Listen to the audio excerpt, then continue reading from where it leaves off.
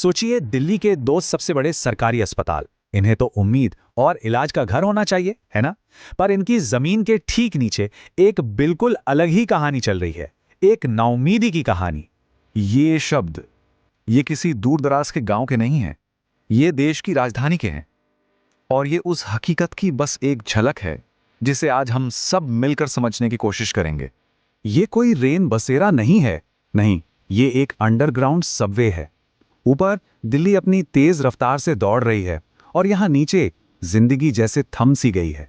यहाँ सैकड़ों मरीज और उनके परिवार रहने के लिए मजबूर हैं। तो इस सुरंग में जिंदगी है कैसी? जरा सोचिए, एक ऐसी जगह जहां पेशाब और उल्टी की गंध हर वक्त हवा में रहती है, जहां मरीज गंदे पानी की खुली नालियों के ठीक बगल में सोते हैं। आयत नाम की एक छोटी सी बच्ची है, उससे जब पूछा गया कि उसे दिल्ली कैसी लगती है तो वो कहती है, नहीं, यहाँ आकर मेरी तबीयत खराब हो जाती है। ऊपर सोती है तो बुखार आ जाता है और नीचे सुरंग में रहती है तो उल्टियां शुरू हो जाती हैं। और ये है सृष्टिका, खून की एक बीमारी। इसे अपने घर झारखंड से यहाँ दिल्ली तक खींच लाई है और अब इसके दोस्त, इसका स्कूल सब पीछे छूट गया है। इसका बचपन इसी सुरंग में गुजर रहा है। इसकी ख्वाहिश बहुत सीधी सी है, सब कोई स्कूल जाता है तो हमको भी जाने का मन करता है। यहाँ लड़ाई सिर्फ बीमारी से नहीं है, यहाँ जिंदा रहने की रोज की जंग है। और ये एक ऐसी जंग है जहां हालात सबसे कमजोर लोगों को ही एक दूसरे के खिलाफ खड़ा कर देते हैं।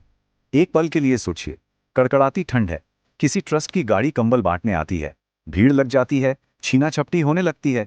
तो सवाल यह है कि कैसे तय होगा कि उस एक कंबल की सबसे ज्यादा जरूरत किसे है? उस 70 साल की बुजुर्ग दादी को, या उस मां को जिसके बच्चे ठंड से कांप रहे हैं? राज रानी एक कैंसर की मरीज, वो कहती हैं कि उनका ऑपरेशन तो हो चुका है, लेकिन इस ठंड से बचने के लिए उनके पास एक कंबल तक नहीं है। मतलब उनकी लड़ाई सिर्फ कैंसर से नहीं, दिल्ली की सर्द रातों से भी है। और यहीं सिस्टम की सबसे क्रूर, सबसे अजीब सच्चाई सामने आती है। मदद पाने के लिए भी एक शर्त है, मेडिकल सर्टिफिकेट।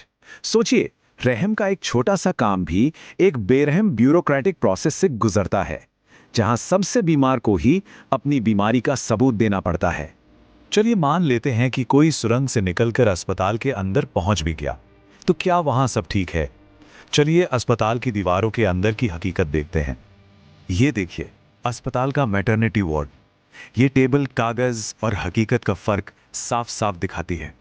कागज पर इस वार्ड की क्षमता है सिर्फ 10 लोगों की, लेकिन जमीनी हकीकत, एक एक बेड पर 2 से 3 औरतें अपने नए जन्मे बच्चों के साथ लेटी हैं, और जिन्हें बेड नहीं मिला उनके लिए फर्श है। तो फिर यह सिस्टम असल में काम कैसे करता है? एक मरीज के रिश्तेदार ने इसे बहुत सीधे शब्दों में बताया, अगर आपकी जान पहचान है तो आप तुरंत भर्ती हो जाते हैं। हमारी दिल्ली में कोई जान पहचान नहीं है, हमारे लिए तो सिर्फ इंतजार है। तो अब इन अलग अलग कहानियों से थोड़ा पीछे हटते हैं और उस पूरे सिस्टम को समझते हैं जो इस सारे संकट की असली जड़ है। ये आवाज है एक डॉक्टर की, जो फ्रंट लाइन पे खड़े हैं। वो सिर्फ थके हुए नहीं है, वो खुद खतरे में है। उन्हें डर है कि मरीजों का इलाज करते करते कहीं वो खुद बीमार न पड़ जाएं। डॉक्टरों के इस डर और इस दबाव के पीछे है ये आंकड़ा, 800 से भी ज्यादा। जरा सोचिए, एक डॉक्टर पर 800 से ज्यादा लोगों की जिम्मेदारी, ये सिस्टम पर कितना ज्यादा, कितना अमानवीय दबाव डालता होगा। इस पूरे संकट की जड़ में है पैसों की भारी कमी। ये चार्ट देखिए, वर्ल्ड हेल्थ ऑर्गेनाइजेशन कहता है कि किसी भी देश को अपनी जीडीपी का कम से कम 5% पब्लिक हेल्थ पे खर्च करना चाहिए, और भारत कितना करता है? सिर्फ 1.9%, मतलब जरूरत से आधे से भी कम। और इसकी कीमत मरीज चुकाते हैं। और इस कम बजट का सीधा असर मरीजों पर पड़ता है। उन्हें डॉक्टर जो दवाइयां लिखकर देते हैं, उनमें से आधी से ज्यादा के आगे नॉट अवेलेबल, मतलब उपलब्ध नहीं है की मोहर लगी होती है। नतीजा, सबसे गरीब मरीजों को बाहर से महंगी दवाएं खरीदनी पड़ती हैं। इस टूटते हुए सिस्टम की सबसे भारी कीमत वो मरीज चुकाते हैं जो इस ब्यूरोक्रेटिक भूल भलैया में कहीं बीच में ही खो जाते हैं। ये देखिए, कागज और हकीकत के बीच की खाई। एक मरीज के पर्चे पर बाकायदा लिखा है बेड नंबर 150, लेकिन जब उनसे पूछा गया तो उन्होंने कहा, मैंने वो बेड कभी नहीं देखा, मैं तो रोज बाहर ही सोता हूं। मतलब बेड नंबर सिर्फ एक संख्या बन के रह गया है, आराम नहीं। एक मरीज, उसे अस्पताल के स्टाफ से बस ये सुनने को मिला, हम आपका ऑपरेशन करना ही भूल गए। और इस बात को जो चीज़ और भी ज़्यादा तकलीफदेह बना देती है वो ये है कि उस मरीज को ऑपरेशन की वो तारीख कई महीनों के इंतज़ार के बाद मिली थी, और जब वो दिन आया तो सिस्टम उसे भूल गया। एक पति अपनी पत्नी को गंभीर हालत में लेकर रात भर एक अस्पताल से दूसरे अस्पताल भटकता रहा। एक ने कहा दूसरे के पास जाओ, दूसरे ने कहा तीसरे के पास। रात के 2 बज चुके थे और उन्हें अब तक इलाज नहीं मिला था।